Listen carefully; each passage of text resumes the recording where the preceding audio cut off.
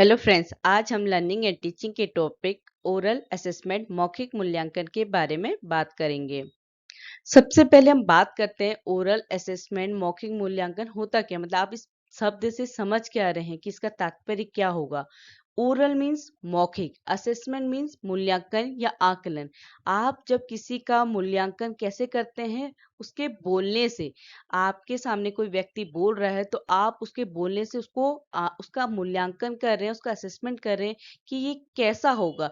तो यही चीज क्या होती है, ओरल असेसमेंट। जब आप किसी भी इंडिविजुअल का, किसी भी व्यक्ति का मौखिक तरीके से, ओरली उसका मूल्यांकन करते हैं, मौखिक तरीके से, उसके बोलने के तरीके से उसका मूल्यांकन करते हैं, वही चीज क्या होती है, ओरल असेसमेंट। बहुत सारे मोड ऑफ कम्युनिकेशन होते हैं, बहुत सारे संचार के तरीके हैं, जिससे क्या है, आप किसी का भी असेसमेंट या मूल्यांकन कर सकते हैं। नो डाउट कि जो राइटिंग होती है, या आप कह सकते हैं कि जो हमारे इवोल्यूशन डिवाइस है, उसमें जो राइटिंग मेथड होती है, जैसे ऐसे, लेबोरेटरी रिपोर्ट्स, रिटन एग्जामिनेशन, ये सब क्या है, असेसमेंट के डोमिनेटिंग है। मतलब क्या होता है कि आप किसी का मूल्यांकन उसके लिखने के तरीके, टीचिंग के, जब हम बच्चों का मूल्यांकन करते हैं टीचिंग में, क्योंकि अगर आप इंटरव्यूज में जा रहे हैं किसी कंपनी का, या टीचिंग का इंटरव्यू देने जा रहे हैं, वहां पे आप ओरली, आपका असेसमेंट कैसे हो रहा है, ओरली, क्योंकि वहां पे आप इंटरव्यू दे रहे हैं, मौखिक तरीके से आपका मूल्यांकन किया जा रहा है। पर आप अगर बच्चों की बात करें, स्टूडेंट की बात करें, तो हम कह सकते हैं कि जो हमारा ट्रेडिशनल असेसमेंट होता है, पारंपरिक मूल्यांकन होता है, वो क्या होता है, लिखने से। कि बच्चा लिख के जो भी लिखता है, हम बच्चे का असेसमेंट या उसका मूल्यांकन उस आधार पे करते हैं। देखो, एक तो रिटर्न का तरीका हो गया बच्चे का असेसमेंट मूल्यांकन करने का। दूसरा क्या है, आप क्रिएटिविटी, जो बच्चे आर्ट बनाते हैं या क्रिएटिविटी करते हैं, उनको आप ऑब्जर्व करके, सिंपली आप क्या कर रहे हैं, उन्हें ऑब्जर्व कर रहे हैं, उनके काम को देख रहे हैं, तो आप उसका मूल्यांकन कर सकते हैं।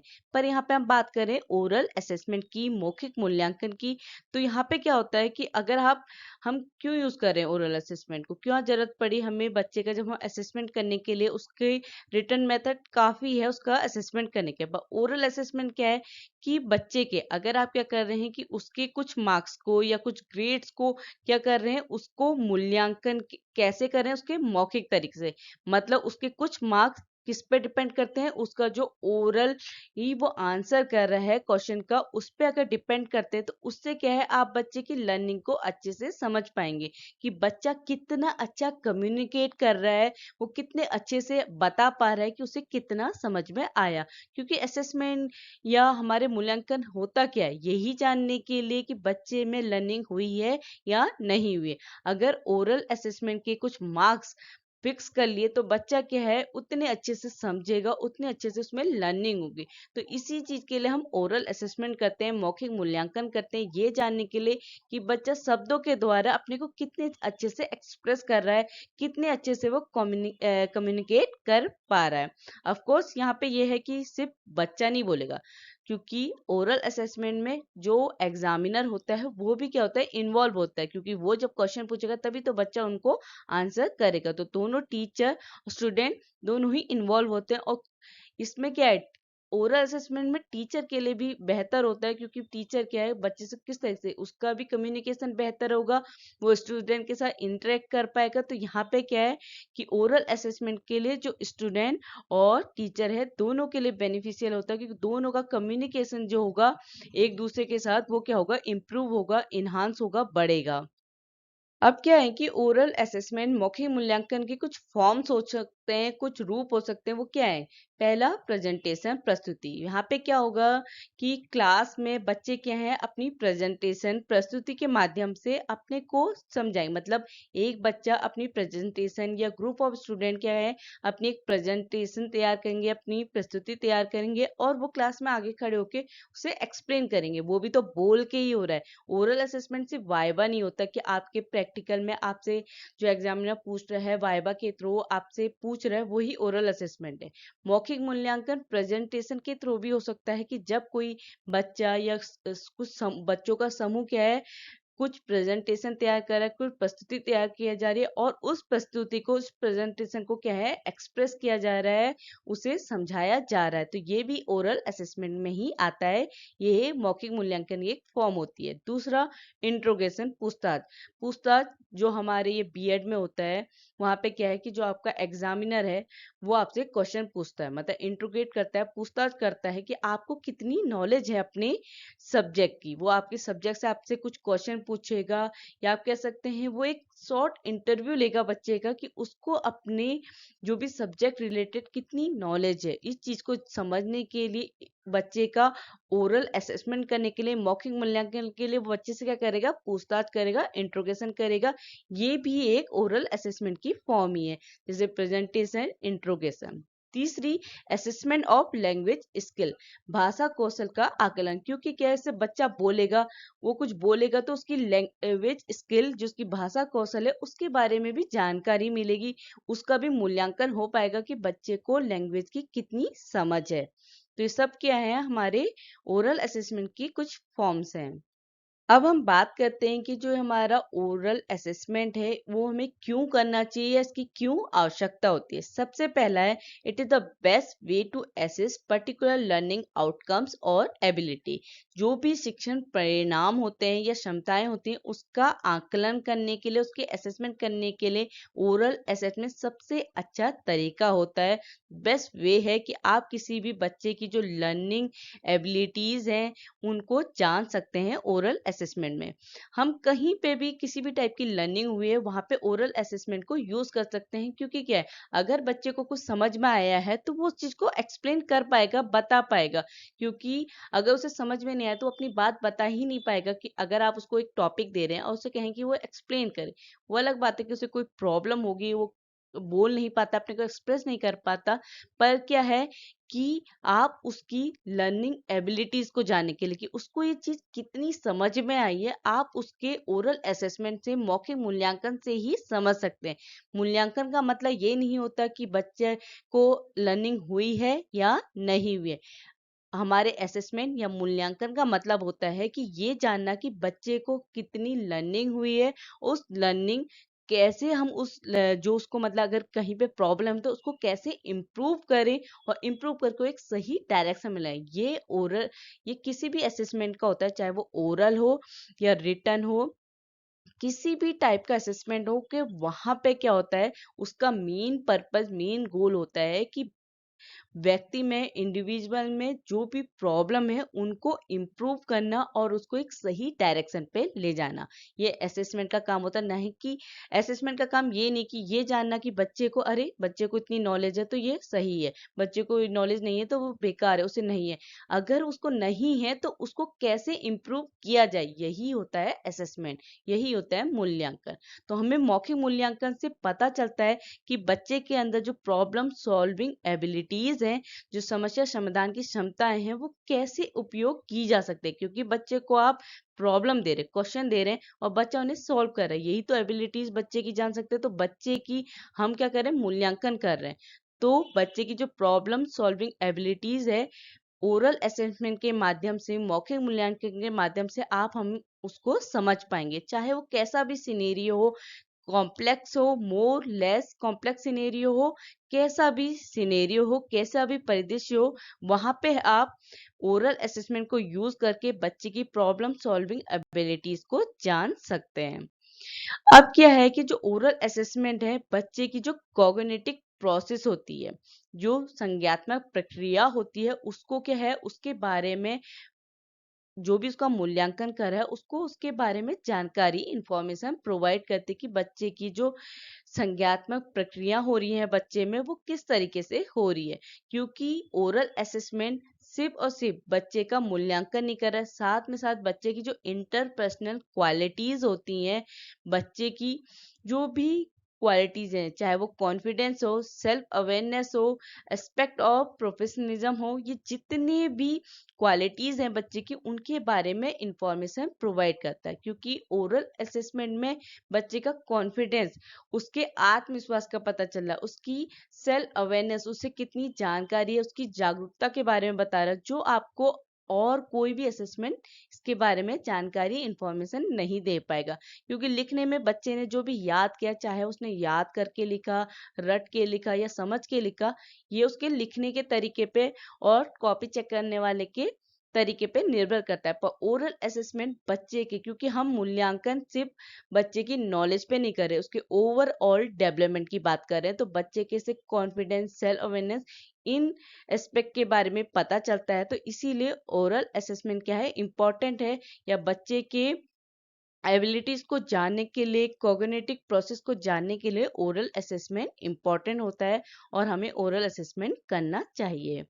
जो हमारा सेकंड क्यों हमें क्यों यूज करना चाहिए, वो है कि हमें जो ओरल असेसमेंट है वो बच्चे की जो भी ज्ञान की या नॉलेज की डेप्थ और एक्सटेंट है, जो गहराई और सीमा है, उसकी जांच करने की अनुमति देता है। क्योंकि क्या है कि ओरल असेसमेंट में आपसे क्वेश्चन पूछा जा रहा है, अब आप उसका आंसर दे रहे हैं, ठीक है। अब आपसे जो एग्जामिनर है, जो आपका ओरल असेसमेंट करने वाला टीचर है, वो आपसे उसी का क्या है, उसी से रिलेटेड कुछ क्वेश्चन पूछेगा, फिर आपको जो भी आंसर कर रहे हैं उससे रिलेटेड ही वो कुछ पूछेगा। तो उससे क्या है कि आपकी नॉलेज की जो डेप्थ है, गहराई है, उसके बारे में उसको जानकारी मिलेगी। तो वो आपका क्या है, अच्छे से आपकी नॉलेज को क्या करेगा, जान सकेगा कि आप में कितनी अच्छी लर्निंग हुई है, कितनी अच्छी आपको उस सब्जेक्ट की या उस टॉपिक की नॉलेज है। क्योंकि वहां पे वो आपसे रिलेटेड क्वेश्चन पूछ सकता है, जरूरी नहीं वो सब्जेक्ट, एक सब्जेक्ट का एक क्वेश्चन पूछ रहा है तो उसको लिंक करके दूसरे सब्जेक्ट नहीं पूछ सकता, क्योंकि उसे क्या जानना है,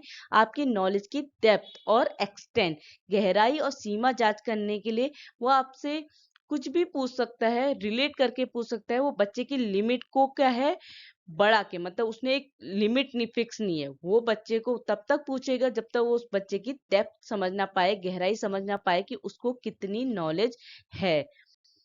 इसके अलावा जो हमारे रिटन एग्जाम होते हैं, उसमें क्या, आपको सिंपली क्वेश्चन दिया जाता है, उसे एलोबरेट करने के लिए कहा जाता है, बच्चा उसको क्या है, लिख देता है जितना उसे समझ में आया। अब टीचर उसे किसी भी क्वेश्चन से लिंक नहीं कर सकता, या टीचर उसको उसकी नॉलेज की डेप्थ नहीं समझ सकता कि बच्चे ने सिर्फ क्वेश्चन का आंसर लिखा है जितना उसे समझ में आया। पर ओरल असेसमेंट में क्या है, टीचर उसको किसी और सब्जेक्ट से लिंक करके या किसी और क्वेश्चन से लिंक करके बच्चे की जो नॉलेज की डेप्थ और एक्सटेंट है उसको समझ सकता है। तीसरा है, it reflect the world of practice, जो अभ्यास की दुनिया है, ओरल असेसमेंट उसे दर्शाता है। कैसे कि भी जो भी हमारी प्रोफेशनल फील्ड होते हैं, जैसे लॉ, टीचिंग, नर्सिंग, यहाँ पे क्या है, जो बच्चे भी इन फील्ड की तैयारी कर रहे हैं या इन प्रोफेशनल कोर्सेज को कर रहे हैं, उनकी तैयारी हो जाती है। क्योंकि इन फील्ड में क्या होता है, आप बोल के, यहाँ पे आपको लिख के काम नहीं आता, यहाँ पे आप बोलेंगे, लिखने से ज्यादा बोलना, या आप कह सकते हैं सुनना, ये चीज डिपेंड करती है। फॉर एग्जाम्पल टीचिंग लीजिए, टीचिंग में लर्निंग कैसे बेहतर होगी, जब टीचर को अच्छे से बोलना आएगा, जब वो अपने को इफेक्टली एक्सप्रेस कर पा रहा है, उसका कम्युनिकेशन बेहतर है, तभी तो वो आप अपने स्टूडेंट से इंटरेक्ट कर पाएंगे। अगर आप ओरली बोली, मौखिक रूप से कुछ बोल ही नहीं पा रहे, तो वो आप कैसे अपनी टीचिंग लर्निंग प्रोसेस को इफेक्टिव बना पाएंगे। तो यहाँ पे अगर आप प्रैक्टिस में लीजिए, तो अभ्यास में लीजिए, तो आप क्या यूज कर रहे हैं, आप राइटिंग से ज्यादा अपनी टॉकिंग या लिसनिंग, इन पावर को यूज कर रहे हैं, ना कि आप राइटिंग। सिर्फ ब्लैक बोर्ड में लिखने से ही टीचिंग कंप्लीट नहीं होती, आपको बोल के भी, क्योंकि आप समझाएंगे नहीं तो बच्चा समझेगा कैसे, लिख के वो अपनी कॉपी में नोट डाउन कर रहा है तो उसे सब कुछ समझ में नहीं आता। तो ओरल असेसमेंट हमारे जो प्रैक्टिस की दुनिया कहिए या जो हमारे अभ्यास की दुनिया, उसको दर्शाता है। क्योंकि हमको ज्यादा कुछ कुछ ऐसे फील्ड होते हैं जहाँ पे आपको बोलना ज्यादा पड़ता है, चाहे वो लॉ हो, टीचिंग हो, नर्सिंग हो। जैसे आप अपने को डायग्नोस कराने, अपना ट्रीटमेंट कराने हॉस्पिटल जा रहे हैं, तो डॉक्टर आपसे क्लिनिकल स्टाइल, जो हमने इससे पहले पढ़ा था हमारे ओरल इवोल्यूशन में, वहां पे क्या था कि जो क्लिनिकल स्टाइल हमारा जो होता है, वहां पे क्या है, वहां पे आपसे डॉक्टर आपकी प्रॉब्लम पूछेगा और आप उसका आंसर करेंगे। तो ये भी क्या है, आपका ओरली तो हो रहा है, यहाँ पे मौखिक तरीके से तो आपसे पूछा और बताया जा रहा है। जरूरी थोड़ा है कि जो आपके एग्जाम में आपसे पूछा जा रहा है वही ओरल है, ओरल असेसमेंट है। मूल्यांकन कहीं पे भी हो सकता है, मैंने इसीलिए कहा कि मूल्यांकन का मतलब ये नहीं होता कि ये चीज इसको इतना आता है या इसको ये नहीं आता। मूल्यांकन को मानना कुछ बेहतर बनाना, और अगर आप डॉक्टर को लीजिए तो वो भी तो पेशेंट को बेहतर बना रहा है, उसकी पहले जानकारी ले रहा है, उससे क्वेश्चन पूछ रहा है और पेशेंट उसे बता रहा है। क्लिनिकल स्टाइल में यहाँ पे ओरल असेसमेंट हो रहा है तो यहाँ पे बेहतर बना रहा है।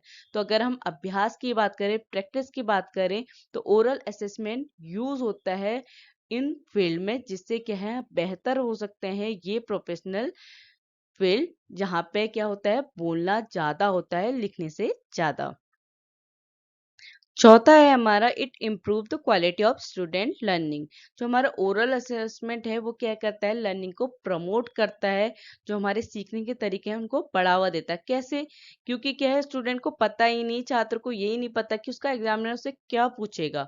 वो इस चीज को प्रिडिक्ट नहीं कर पा रहा है, उसका अनुमान नहीं लगा पा रहा है कि उससे क्या पूछा जाएगा। तो वो क्या है, अपने सब्जेक्ट को और बेहतर तरीके से, वो सीखने के तरीके को और अच्छे से प्रमोट करेगा, उसे बढ़ावा मिलेगा, क्योंकि उसे डीपली अपने टॉपिक को, अपने सब्जेक्ट को समझना पड़ेगा, क्योंकि उसको पता नहीं है कि उससे क्या पूछा जा रहा है। क्योंकि आपके रिटर्न में आपको पता है कि क्वेश्चन पूछा जा रहा है तो आप उससे रिलेटेड कुछ क्वेश्चन पढ़ेंगे, ठीक है, पर आपके ओरल असेसमेंट में आपके डेप्थ और एक्सटेंट, गहराई और सीमा दोनों का मूल्यांकन होता है। इसीलिए ये जो हमारी लर्निंग की क्वालिटी है उसको क्या करता है, इम्प्रूव करता है ओरल असेसमेंट, क्योंकि बच्चा और बेहतर से, बहुत अच्छे से अपने सब्जेक्ट को पढ़ने की कोशिश करता है, जिससे क्या है वो सिचुएशन को कंट्रोल कर सके। जब उससे क्वेश्चन पूछा जाए तो उसको उसका आंसर पता हो। दूसरा क्या है, लर्निंग कैसे बेहतर हो सकती है, कि बच्चे क्या हैं कि जब उनसे पूछा जा रहा है तो उनका अगर जो क्लासमेट है, जो पीयर है, अगर वो भी साथ में, तो उनके सामने वो अपने को बेवकूफ ना दिखाए, फुलिश ना दिखाए। इसके लिए क्या है, वो और अच्छी तैयारी करेगा, वो बहुत अच्छे से अपने सब्जेक्ट को समझेगा। तो ये भी क्या है, लर्निंग में इम्प्रूवमेंट लाएगा। कैसे? ओरल असेसमेंट के थ्रू। तीसरा क्या है कि कुछ बच्चे क्या हैं कि उनको ये लगता है कि अगर हम उन्होंने अपने विचार व्यक्त करे, उन्होंने किसी क्वेश्चन का आंसर बिना पढ़े दिया तो वो सही नहीं होगा। उस चीज को सही रखने के लिए कि उनका आंसर सही है, इसके लिए क्या है, वो जेन्युइन तरीके से, एक सही तरीके से उस चीज को समझते, ये नहीं कि उन्होंने क्वेश्चन को सिर्फ क्वेश्चन का आंसर को पढ़ा, उसे समझा नहीं। उस चीज को ये दिखाने के लिए कि उनको जेन्युइन नॉलेज है, उनको सही से उस चीज की जानकारी है, इस चीज को जानने के लिए, वो उस चीज को समझने के लिए, उस सब्जेक्ट को, उस टॉपिक को समझने की कोशिश करते हैं, जिससे क्या होती है, लर्निंग बेहतर होती है, इम्प्रूव होती है। जो कैसे हो सकती है, ओरल असेसमेंट के माध्यम से। पांचवा पॉइंट है, इट सूट सम स्टूडेंट। कुछ छात्रों के लिए क्या होता है, ओरल असेसमेंट क्या होता है, उपयुक्त होता है, उन पे सूट करता है। कौन स्टूडेंट? जो लिखने से ज्यादा बोलने, मतलब अपने को एक्सप्रेस वो बोल के ज्यादा कर सकते हैं, कि उनको किसी भी सब्जेक्ट या किसी टॉपिक की नॉलेज क्या है, वो राइटिंग से ज्यादा क्या है, ओरली उसको एक्सप्रेस करते हैं। तो उन स्टूडेंट के लिए क्या होती है, ये फायदेमंद होती है, उपयुक्त होता है ओरल असेसमेंट। या इसके अलावा जो कुछ जो स्टूडेंट कहिए या कुछ इंडिविजुअल क्या होते हैं जिनको डिफिकल्टी का सामना करना पड़ता है लिखने में, जैसे कुछ लोगों को क्या होता है, डिसलेक्सिया की प्रॉब्लम होती है, कुछ में क्या होता है, इम्पेयर्ड विजन होता है, कि उन्हें साफ साफ दिखाई नहीं दे रहा है। तो इन लोगों के लिए क्या होता है कि उनको लिखने से ज्यादा ओरल उन असेसमेंट उनके लिए क्या होता है, उनको बेनिफिट पहुंचाता है, उनको फायदा पहुंचाता है।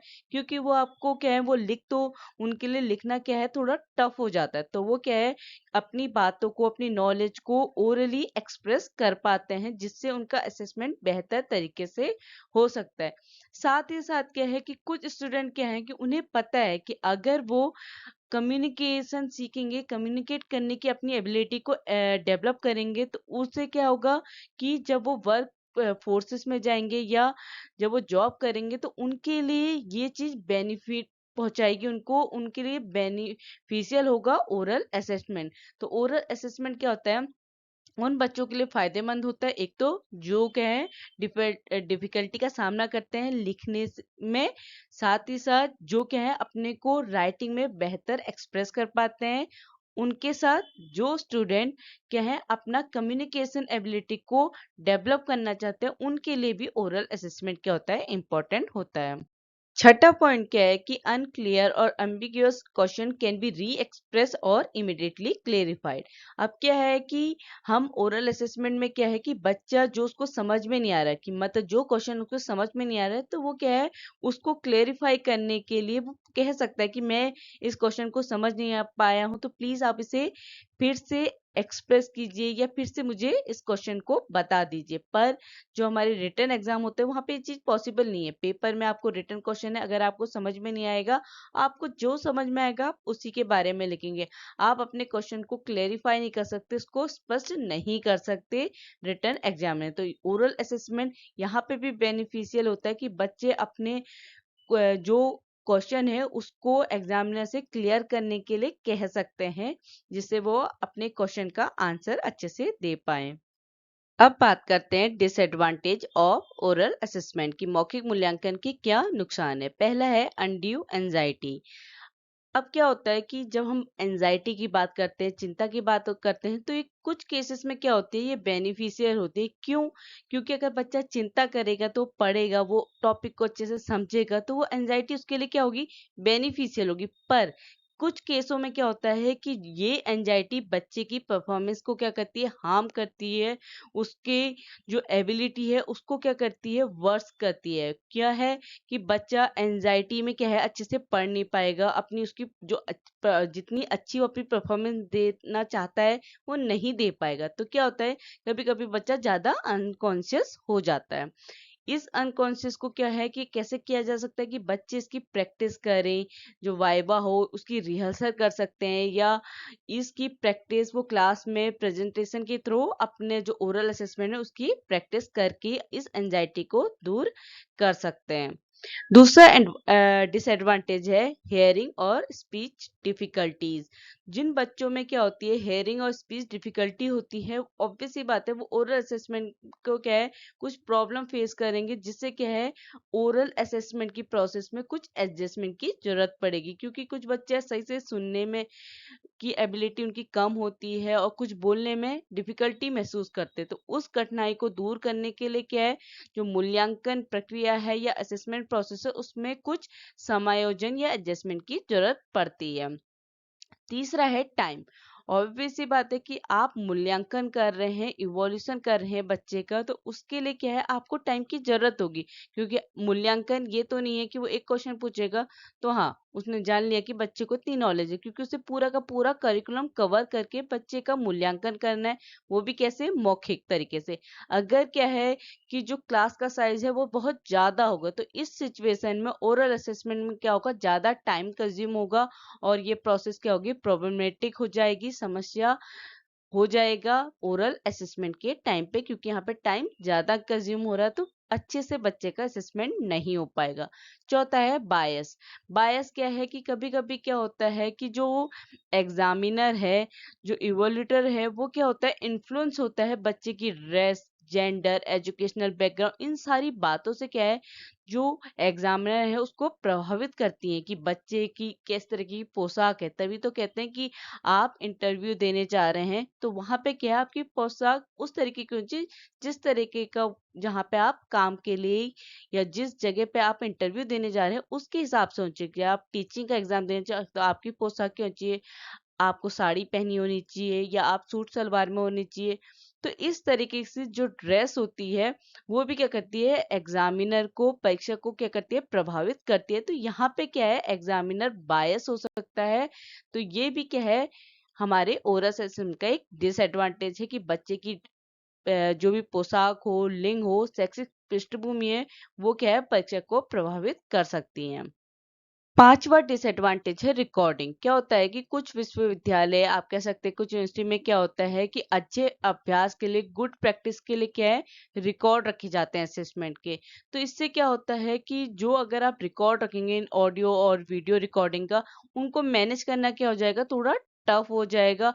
क्योंकि अगर किसी फ्यूचर में किसी बच्चे ने इस चीज की अपील करी कि उसने सही बेहतर असेसमेंट हुआ पर उसको उसके हिसाब से मार्क्स नहीं मिले, तो उससे क्या होगा कि ये जो स्टोरेज करने की जो आप कह सकते हैं कि जो स्टोरिंग हो रही है या इन वीडियो रिकॉर्डिंग को जो अरेंज किया जा रहा है वो थोड़ा टफ हो जाएगा। वो हर एक यूनिवर्सिटी के लिए, हर एक स्कूल के लिए पॉसिबल नहीं है। तो ओरल असेसमेंट का एक डिसएडवांटेज है अगर रिकॉर्डिंग रखी जाए तो। छठा हमारा डिसएडवांटेज है, जो हमारे कुछ इन डिसएडवांटेज के अलावा कुछ अलग अदर डिसएडवांटेज है, वो क्या है? पहला क्या है? इसमें मानकीकरण का अभाव होता है, इसमें स्टैंडर्डाइजेशन का अभाव होता है, क्योंकि यहाँ पे कोई स्टैंडर्ड नहीं होता है ओरल एग्जामिनेशन का, क्योंकि एग्जामिनर पर डिपेंड करता है कि वो किस तरीके का पूछेगा, स्टूडेंट पर डिपेंड करता है वो किस तरीके से आंसर देगा। तो कोई स्टैंडर्ड मेंटेन नहीं होता है ओरल असेसमेंट का। दूसरा है, इसमें क्या है? ऑब्जेक्टिविटी और रिप्रोडक्टिबिलिटी का क्या होता है? आप कह सकते हैं कि यहाँ पे जो रिप्रोडक्टिबिलिटी होती है वो क्या होती है? नहीं होती है, या उसका अभाव होता है। जो हेलो इफेक्ट दिया था, हेलो इफेक्ट क्या है कि जो हमारा इवोल्यूटर होता है, एग्जामिनर होता है, वो क्या होता है? कभी कभी इन्फ्लुएंस हो जाता है इंडिविजुअल या जो भी परफॉर्मेंस कर रहा है उसके जो पहले की परफॉर्मेंस है, मतलब किसी बच्चे का असेसमेंट हुआ उसके पहले की असेसमेंट से इन्फ्लुएंस हो जाता है। कौन? जो एग्जामिनर होता है। इसे हेलो इफेक्ट कहते हैं। ठीक है। तो यहाँ पे क्या है कि ओरल असेसमेंट में ऑब्जेक्टिविटी और रिप्रोडक्टिबिलिटी का अभाव होता है। क्यों? क्योंकि जो एग्जामिनर है, क्योंकि रिप्रोडक्टिबिलिटी होगी ही नहीं, क्योंकि इन्फ्लुएंस हो जा रहा है ना एग्जामिनर। हेलो इफेक्ट क्यों शो हो रहा है इस ओरल एग्जामिनेशन में? क्योंकि यहाँ पे क्या है कि जो एग्जामिनर होता है, बच्चे की जो प्रीवियस परफॉर्मेंस है उससे इन्फ्लुएंस रहता है। ठीक है, इसीलिए रिप्रोडक्टिबिलिटी का अभाव या लैक दिखाई देता है हमारा ओरल असेसमेंट में।